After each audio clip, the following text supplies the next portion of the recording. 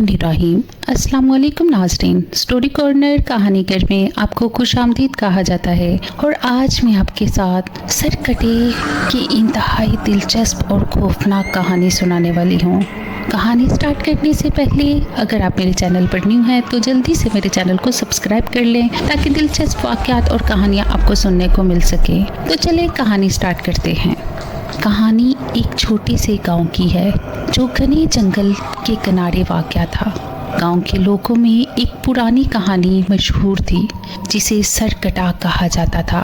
कहानी के मुताबिक रात के अंधेरे में एक आदमी बगैर सर के गांव के अतराफ में घूमता है। वो किसी को नुकसान नहीं पहुंचाता, मगर जो भी उससे मिलता है वो खौफ से पागल हो जाता है। हमजा एक नौजवान जो गांव का ही रिहायशी था, इन कहानियों पर यकीन नहीं रखता था। उसने हमेशा इन कहानियों को बड़ों की बनाई हुई अफसानवी कहानियां समझा था। हमजा ने कई बार अपने दोस्तों के साथ इन कहानियों का मजाक उड़ाया और उनको चैलेंज किया कि वो उस रात जंगल में जाकर सरकटे की हकीकत का पता लगाएगा। एक दिन हमजा के दोस्तों ने उसे चैलेंज किया कि अगर वो वाकई बहादुर है तो रात के 12 बजे जंगल में जाकर सरकटे को ढूंढे। हमजा ने इस चैलेंज को कबूल कर लिया और रात के 12 बजे जंगल जाने का फैसला किया। उसके दोस्तों ने उसे समझाने की कोशिश की कि वो ना जाए, मगर हमजा ने उनकी बात को नज़रअंदाज कर दिया। हमजा रात के वक्त जंगल की तरफ चल पड़ा। जैसे जैसे वो जंगल के अंदर जाता गया, वहाँ की हवा सर्द और माहौल भारी होता गया। अंधेरे में दरख्तों की परछाइयाँ अजीबो गरीब शक्लें इख्तियार कर रही थी, मगर हमजा ने खुद को मजबूत रखा और आगे बढ़ता रहा। कुछ देर चलने के बाद हमजा को एक अजीब सी आवाज़ सुनाई थी। वो रुक गया और चारों तरफ देखने लगा, मगर कुछ नज़र ना आया। अचानक उसके सामने एक साया नज़र आया जो तेज़ी से उसकी तरफ बढ़ रहा था। हमजा ने अपनी टार्च उसकी तरफ की और वो मंजर देखकर उसके ओसान खता हो गए। सामने एक आदमी खड़ा था, मगर उसके जिस्म पर सर नहीं था। वही सरकटा था जिसकी कहानियाँ वो सुनता आया था।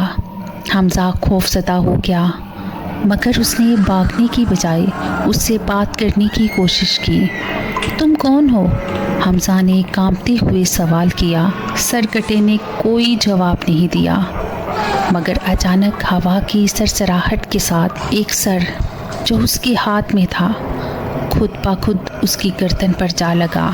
सरकटे ने बोलना शुरू किया, मैं इस गांव का रहने वाला था। एक दिन मेरे दुश्मनों ने मुझ पर हमला किया और मेरा सर तन से जुदा कर दिया, मगर मेरी रूह अब तक चैन नहीं पा सकी। मैं इस गांव के लोगों से बदला लेने के लिए ज़िंदा हूँ, मगर मेरी मौत की असल वजह कभी सामने ना आ सकी। हमजा ने दिल में हिम्मत जमा की और कहा, तुम्हारी मौत का बदला लेने का कोई रास्ता हो तो बताओ, मैं तुम्हारी मदद करने को तैयार हूँ। सरकटे ने एक लम्हे के लिए सोचा और फिर कहा, अगर तुम मेरा कातिल ढूंढकर उसका सामना करो तो मेरी रूह को सुकून मिल सकता है। हमजा ने वादा किया कि वो कातिल को ढूंढेगा। सरकटा धीरे धीरे गायब हो गया और हमजा तेज़ी से वापस गांव की तरफ भागा। गांव पहुंचकर हमजा ने अपने बुजुर्गों से बात की और सरकटे की मौत के बारे में पूछा। एक बूढ़े शख्स ने उसे बताया उस गांव का एक शख्स जिसका नाम मुराद था सरकटे के कत्ल का जिम्मेदार था। मुराद अभी भी गांव में रहता था और बहुत लोगों से अपनी हकीकत छुपाए हुए था। हमजा ने मुराद का सामना किया और उससे सरकटे की मौत के बारे में सवाल किया।